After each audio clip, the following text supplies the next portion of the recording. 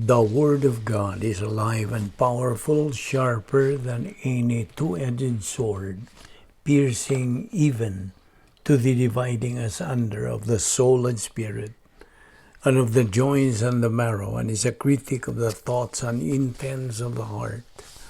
All Scripture is God-breathed, and is profitable for doctrine, for reproof, for correction, for instruction in righteousness, that the man of God might be mature, thoroughly furnished unto all good works.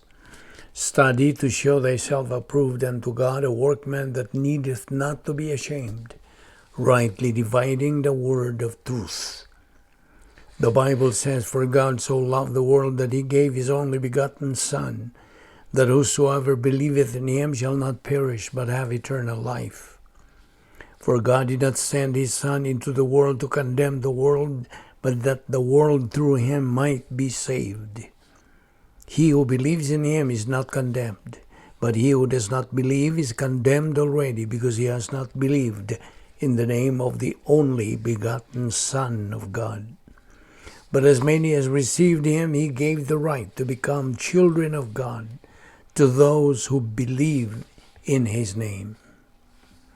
In preparation for the study of the Word of God today, the next few moments are devoted to silent prayer. Our objective, to prepare ourselves for the study of the Word of God, which is the most important thing we do in this life. Now we know there are many things that you find to be important, stimulating, entertaining, exciting, even thrilling. But there is nothing more important than what you are going to do in the next 30 minutes or so, and to sit still, to concentrate, to assimilate the information requires all of the objectivity, all of the self-discipline, all of the concentration, so that God the Holy Spirit can provide by controlling your life.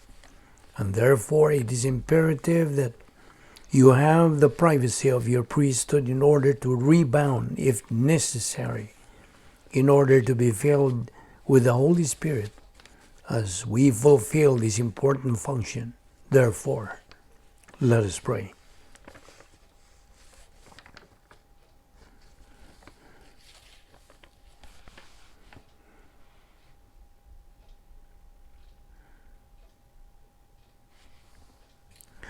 Because we belong to the Heavenly Father, we have the right and the privilege of fulfilling our priesthood by listening to the teaching of your word.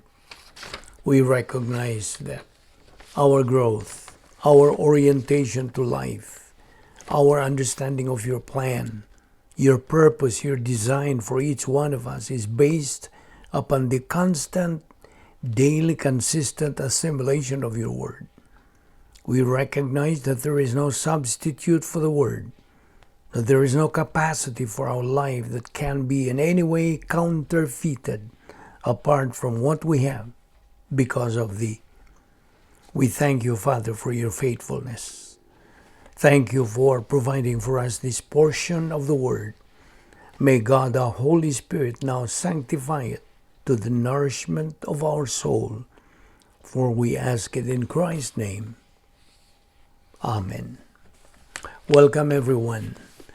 Here we are again to our daily Bible study, and we are still concentrating in our study regarding the doctrine of Soteriology. Okay? We will continue where we stopped yesterday. One Bible scholar said, "The Bible is our one sure guide in an unsure world." Actually, ignorance of the Bible is ignorance of Christ. The baby believer should continue to go on in his Christian walk because he is now a believer in time within the age of the church. The age of the church, you see, was established by God Himself after Pentecost. Every person born into the family of God by believing in the Lord Jesus Christ as Savior automatically becomes a church. The word church in Greek is ecclesia, which means the called out ones or set apart group of people redeemed by the precious blood of Christ. Church is otherwise called the body of Christ, also called Christians or believers. This age of the church, is at the same time called age of apostasy. It is otherwise called age of apostasy because this is the age where most people are negative towards God and the Word of God. Most people of this current age are departing from the truth. That's where we get the Greek word apostasia, which is a combination of two words, apo, which means apart from, and stasia, meaning to stand. Therefore, most people nowadays are said to be standing apart from the truth. However, this age of the church, is also called the age of equal privileges and equal opportunities. The privileges and opportunities that are available in this current age are overwhelming due to the fact that God Himself is offering the tremendous assets that every believer can acquire through the divine system of gap, grace apparatus for perception. Hence, every born-again person in this age is rightfully addressed as a believer in time.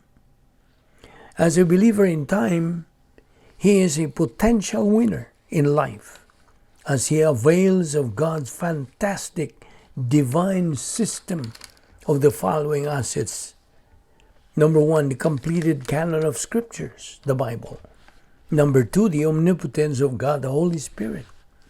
Number 3, the divine plan for the church. Number 4, the right pastor teacher. 5, the privacy of the priesthood. 6, the logistical grace support. And 7, the spiritual freedom inside the operational divine dynasphere. Furthermore, God provides the believer His 10 problem-solving devices, namely, number 1, rebound, 1 John 1:9. Number 2, filling of the Holy Spirit. Number 3, faith rest drill.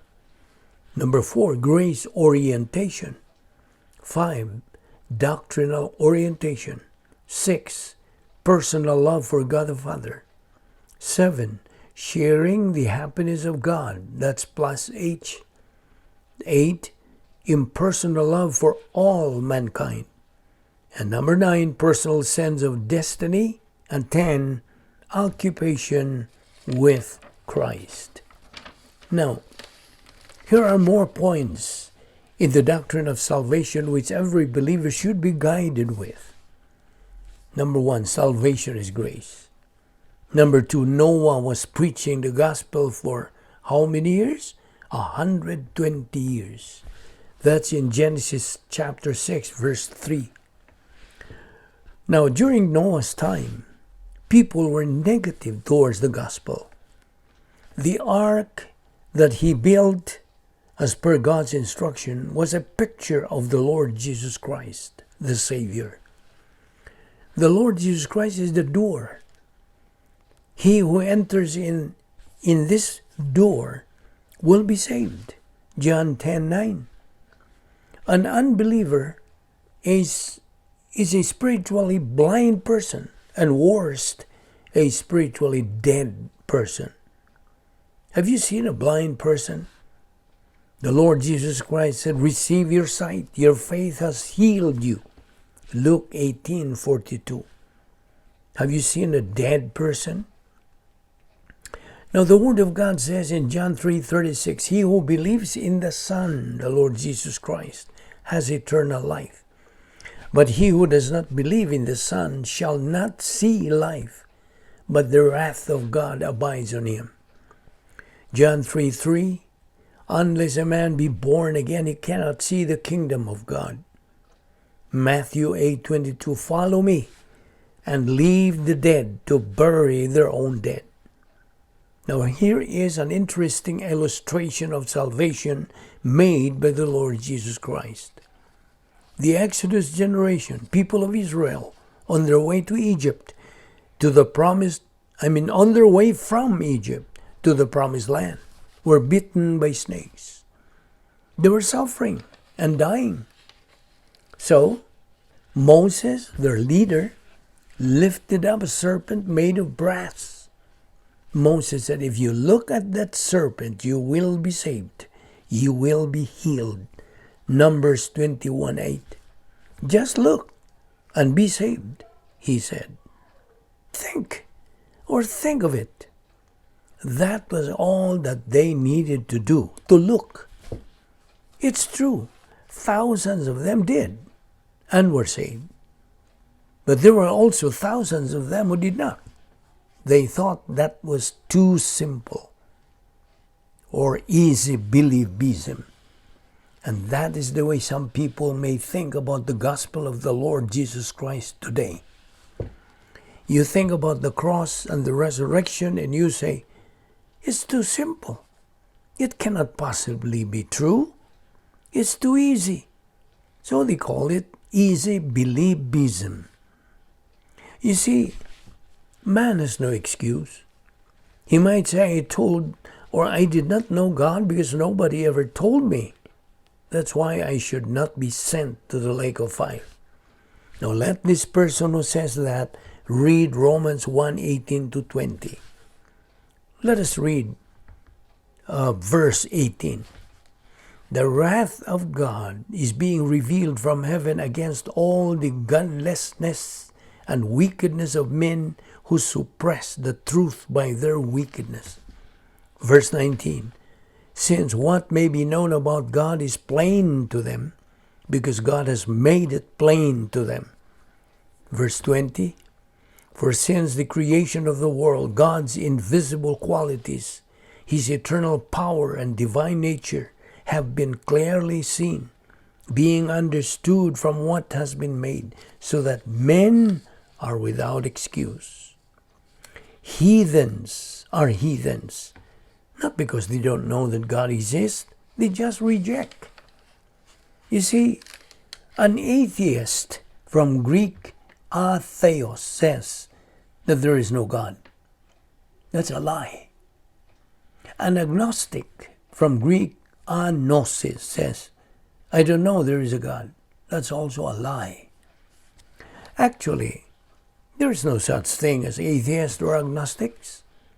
Psalm 19 verse 1 says, the heavens declare the glory of God, and they, atheists and agnostics, cannot deny that.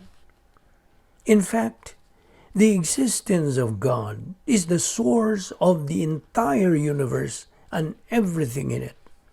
So we can say that everybody has knowledge of God. Truthfully, a person who denies the existence of God and thus rejects the gospel is actually making God a liar. Besides, he who rejects the Lord Jesus Christ as Savior is committing the unpardonable sin. Matthew 12:31-32. Rejection of Christ as Savior is a maladjustment to the justice of God. A person who rejects Christ is resisting God's will. A person who rejects Christ is his own worst enemy. You see, unbelievers are eternal losers. Christ himself said, it's better off for an unbeliever to have never been born. All rejections of truth is arrogance. The worst conceivable way to die is to die as an unbeliever. By the way, the only way to be saved is through faith on the Lord Jesus Christ. Our Lord said in John 14:6, I am the way, the truth, and the life. No one comes to the Father but by me. Now, what are the wrong ways to be saved? Well, we always mention this, that these are the wrong ways to be saved. Join a church, be baptized, live a good life, You see, a lot of people do live a good life, but they are unsaved because they haven't believed in Christ. Raise your hands. Well, the dying thief on the cross at our Lord's side couldn't raise his hands because he was nailed at the cross. What else? Be a member of a church. The church did not exist yet in the Old Testament days. What else? Walk down an aisle. Invite Christ into your heart. Feel sorry for your sins. Listen, the only correct way, God's perfect way to get saved is to believe on the Lord Jesus Christ, and thou shalt be saved. Acts 16:31. It's faith alone in Christ alone. So encounter with Christ, either as Savior or Judge. Remember this. Attitude towards Christ determines one's future in eternity.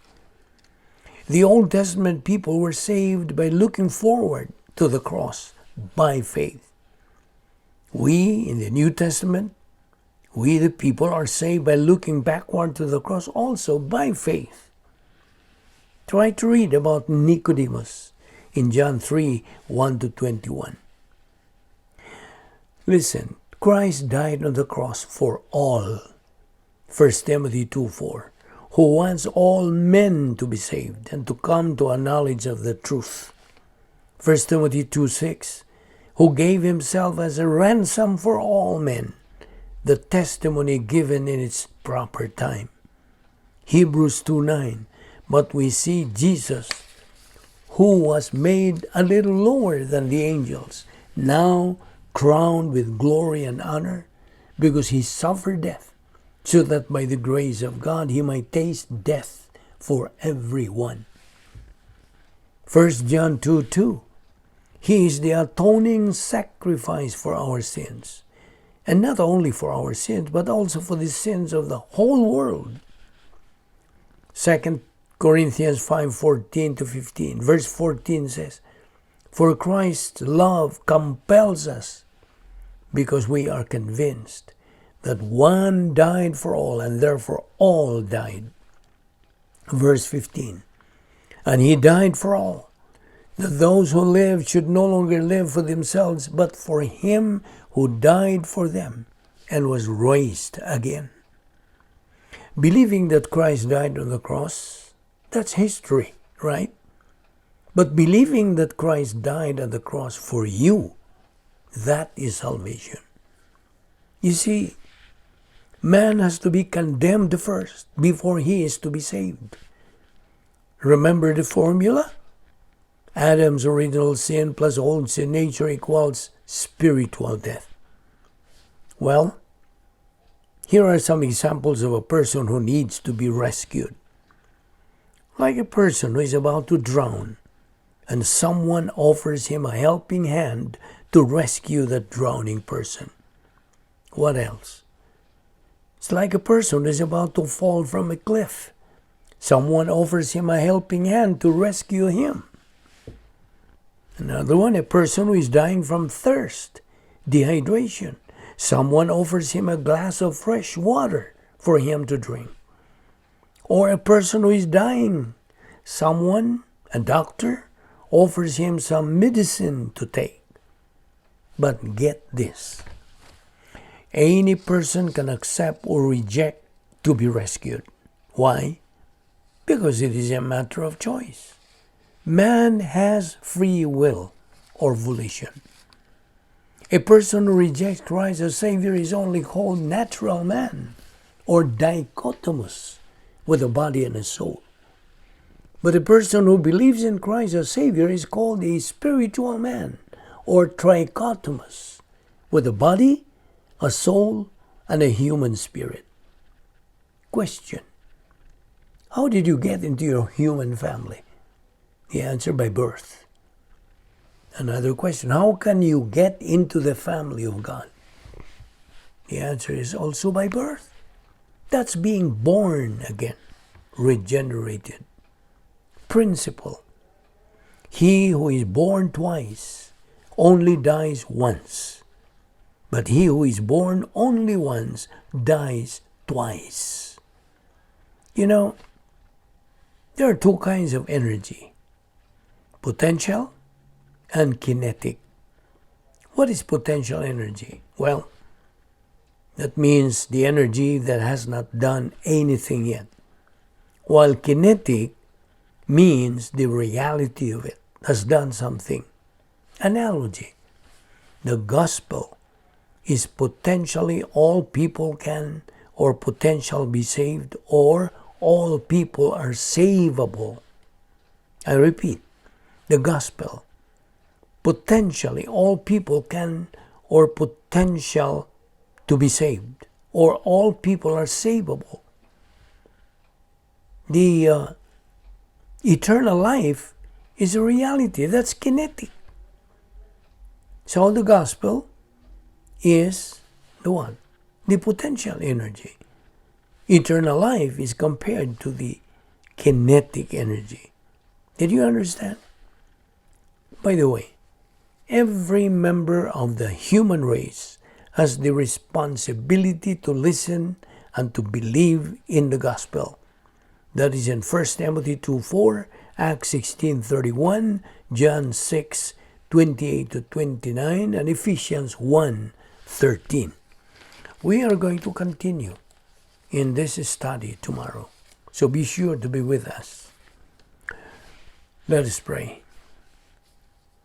We thank you, Heavenly Father, for that so great salvation which you have freely provided for us through your uniquely born Son, the Lord Jesus Christ. We thank you, Father, for your wonderful protocol plan for each one of us, members of your royal family, which you have taught us in your word. This is a plan which is the best and the highest. We thank you for the fellowship which we have shown for each other today. All this we ask in the name of our wonderful Lord, Jesus Christ, our only Savior. Amen.